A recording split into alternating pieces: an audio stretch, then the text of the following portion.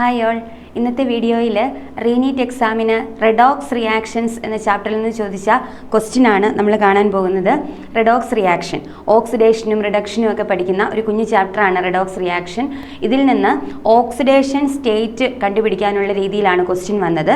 Decreasing order of oxidation state, അതായത് ഈ തന്നിരിക്കുന്ന കോമ്പൗണ്ടുകളിൽ അണ്ടർലൈൻ ചെയ്തിരിക്കുന്ന എലമെൻറ്റുകൾ ഉണ്ടല്ലോ, അവരുടെ ഓക്സിഡേഷൻ സ്റ്റേറ്റ് നമ്മൾ കണ്ടുപിടിക്കണം.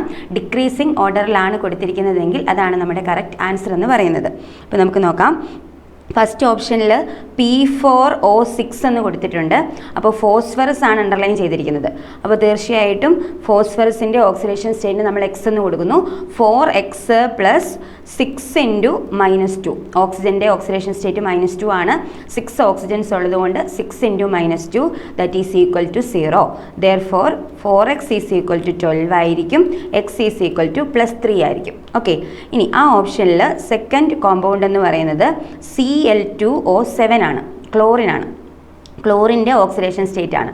ദെൻ 2X + -14 = 0 എന്ന് വരും. അപ്പോൾ 2X = 14 X = 7 വരിക.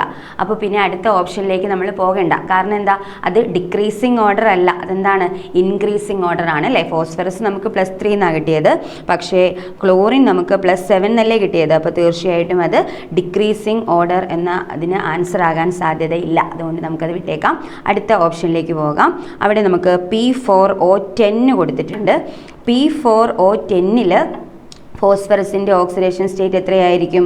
4X + -20 = 0 എന്ന് വരും. 4X 20 ആണ്, X എന്ന് പറയുന്നത് +5 ആണ്.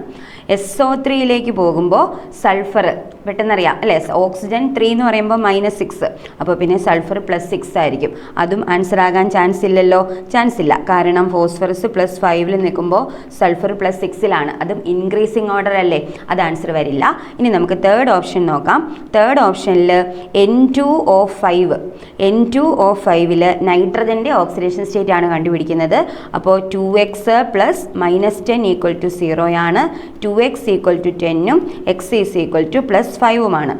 അലൂമിനിയം ഓക്സൈഡ് Al2O3, ഓക്സിജൻ -6 ആണ്. അപ്പോൾ അതുകൊണ്ട് അലൂമിനിയം +6, 2 അലൂമിനിയം +6 വരണം. അപ്പോൾ ഒരു അലൂമിനിയം എത്രയായിരിക്കും? +3 ആയിരിക്കും. അപ്പോൾ നൈട്രജൻ്റെ ഓക്സിഡേഷൻ സ്റ്റേറ്റ് നമുക്ക് +5 എന്ന് കിട്ടി. അലൂമിനിയത്തിൻ്റെ ഓക്സിഡേഷൻ സ്റ്റേറ്റ് നമുക്ക് +3 എന്ന് കിട്ടി. ഇനി ഹൈഡ്രജൻ സൾഫൈഡിലൊക്കെ നമുക്ക് ചെയ്ത് നോക്കേണ്ട ആവശ്യമൊന്നുമില്ല. ഹൈഡ്രജൻ 1 ആണ്, 2 ഹൈഡ്രജൻ ഉണ്ട്. അപ്പോൾ അവിടെ +2, സൾഫറിന് -2. നമുക്ക് ആൻസറായിട്ടത് മാർക്ക് ചെയ്യാനായിട്ട് സാധിക്കും. കാരണം ഡിക്രീസിങ് ഓർഡർ ആണ് അല്ലേ. നൈട്രജൻ +5 ആണ്, അലൂമിനിയം +3 ആണ്, സൾഫർ -2 ആണ്. അപ്പോൾ നമ്മുടെ ക്വസ്റ്റിൻ്റെ കറക്റ്റ് ആൻസർ എന്ന് പറയുന്നത് ഓപ്ഷൻ 3 തന്നെയാണ്. ഇനി ലാസ്റ്റ് ഓപ്ഷനിലേക്ക് ഒന്ന് പോകുകയാണെങ്കിൽ ലെഡിന് +4 ഓക്സിഡേഷൻ സ്റ്റേറ്റ് ആണ്. N2O3 നൈട്രജൻ +3 ഓക്സിഡേഷൻ സ്റ്റേറ്റ് ആണ്.